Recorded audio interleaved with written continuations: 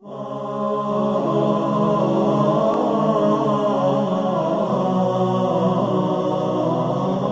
باللہ من الشیطان اللعین الرجیم بسم اللہ الرحمن الرحیم الحمد للہ رب العالمین والصلاة والسلام علی محمد وآلہ الطاہرین واللعنۃ علی اعدائہم اجمعین اما بعد۔ ناظرین کرام،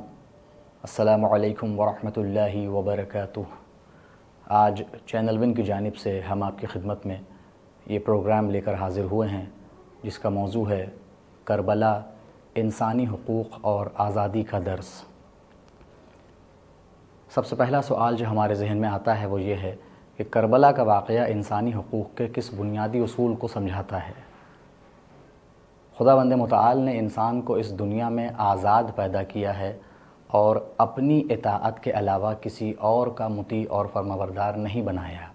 یہ اور بات ہے کہ خود خدا کی طرف سے کوئی اس کا نمائندہ بن کر اس زمین پر آئے تو ہمیں اس کی اطاعت کرنی ہے، کیونکہ اس کی اطاعت ہی خدا کی اطاعت ہے۔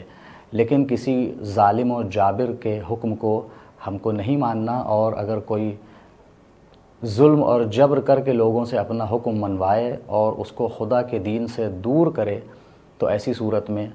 ہمیں اس کے خلاف قیام کرنا ضروری ہے۔ یہی وہ سبق ہے کہ جو ہم امام حسین علیہ السلام اور ان کے واقعہ کربلا سے سیکھتے ہیں۔ جب امام حسین علیہ السلام نے دیکھا کہ انسانی حقوق کو یزید ملعون کے ذریعے پامال کیا جا رہا ہے اور دین کے چہرے کو مسخ کیا جا رہا ہے، تو آپ نے قیام کیا یہ بتانے کے لیے کہ انسان سے اس کے حقوق کو چھیننے کا کسی کو کوئی حق نہیں، اور اسے حق ہے کہ وہ آزاد رہے، اس پر جبر نہ کیا جائے۔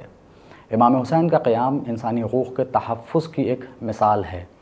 اس لیے کہ جیسا ہم قرآن میں دیکھتے ہیں خداوند متعال فرما رہا ہے لا اکراہ فی الدین قد تبین الرشد من الغی، کہ دین میں کوئی اکراہ، کوئی جبر نہیں ہے، اس لیے کہ ہدایت اور ضلالت کے راستوں کو الگ الگ کر کے بیان کر دیا گیا ہے۔ اب صاحبان عقل خود صحیح راستے کا انتخاب کر سکتے ہیں۔ اب کسی کو یہ حق نہیں ہے کہ انسان سے اس صحیح انتخاب کے حق کو چھینے۔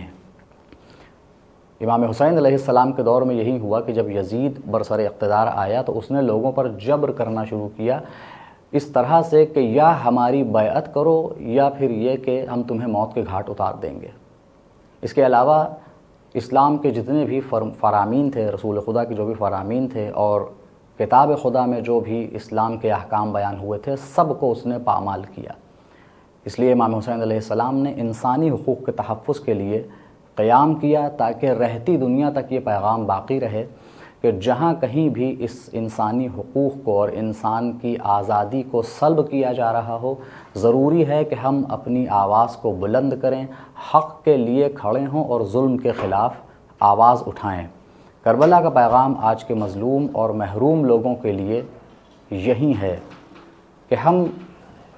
اپنی روزمرہ کی زندگی میں جہاں بھی دیکھیں کہ کوئی غلط کام انجام دیا جا رہا ہے، جو رائٹس آف ہیومن بینگز ہیں، rights of women, rights of children,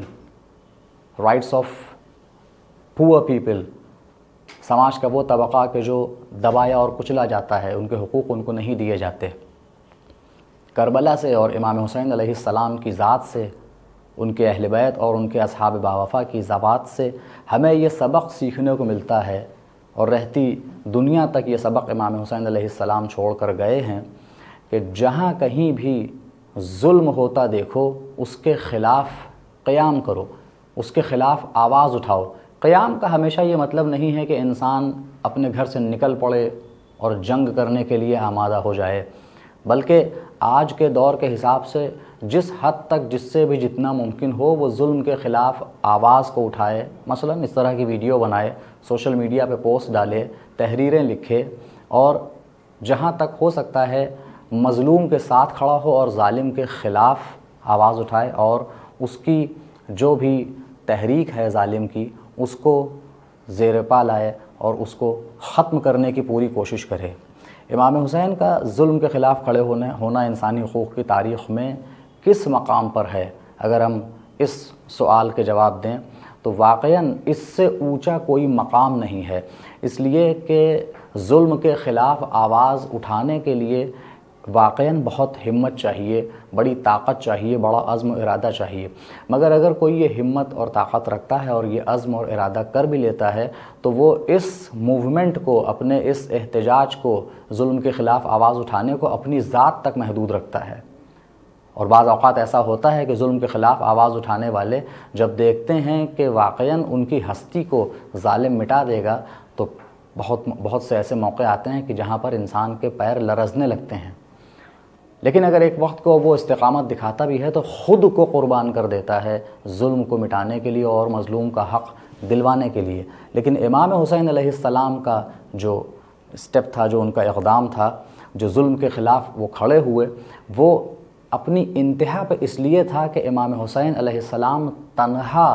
ظلم کے خلاف کھڑے نہیں ہوئے، بلکہ اپنے اہل خانہ کو، اپنے گھر کی عورتوں کو، یہاں تک کہ اپنے بچوں کو، اور ان میں بھی 6 مہینے کے جناب علی اصغر علیہ السلام کو لے کر کربلا کی طرف چلے اور اپنے اصحاب باوفا کو اپنے ساتھ لے کر چلے، یہ بتانے کے لیے کہ میں وہ حجت خدا، میں وہ نمائندہ خدا، میں وہ محافظ دین اسلام اور شریعت محمدی ہوں کہ جو صرف خود نہیں بلکہ اپنے اہل بیت علیہم السلام، اپنے اصحاب باوفا کو بھی دین خدا کی حفاظت کے لیے قربان کرنے کو تیار ہوں۔ لہٰذا امام حسین علیہ السلام کی قربانی رہتی دنیا تک کے لیے